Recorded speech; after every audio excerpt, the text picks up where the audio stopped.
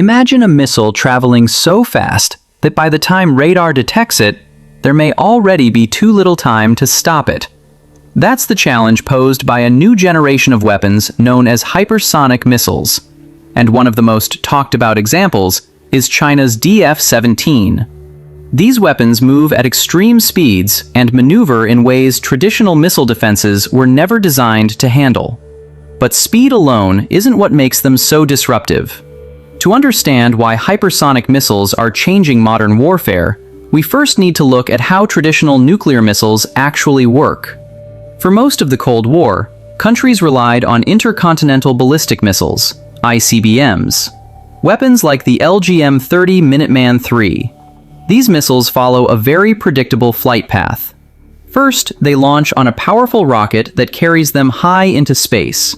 Then they travel along a ballistic arc above the Earth.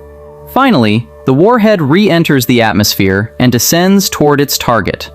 Because this path is predictable, radar systems can detect the launch early and calculate where the missile will land. Modern missile defense systems were designed around this predictability, but hypersonic weapons behave very differently.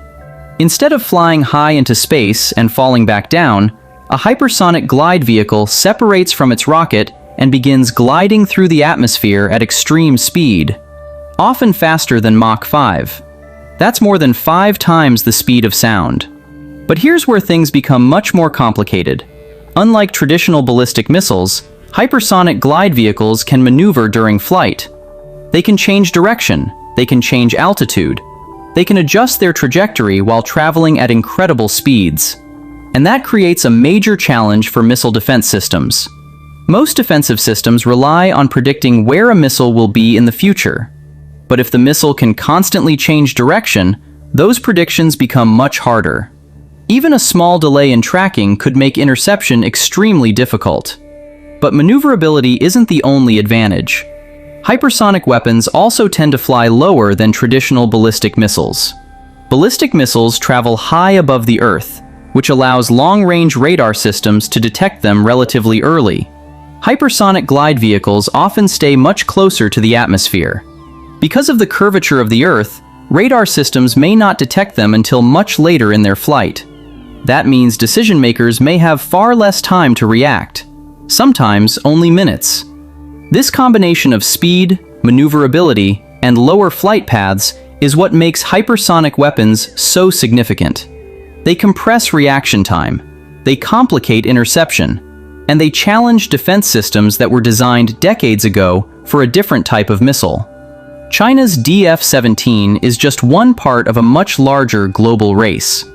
Russia has developed systems like the Avangard. Meanwhile, the United States is testing its own hypersonic weapons and new defense technologies designed to counter them. As we move further into 2026, this race is accelerating.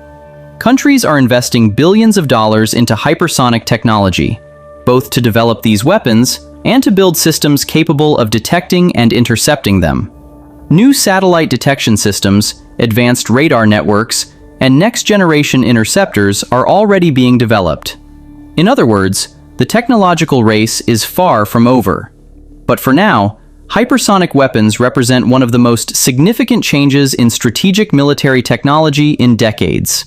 They reduce warning time, they challenge traditional defenses, and they force governments to rethink strategies that have been in place for generations.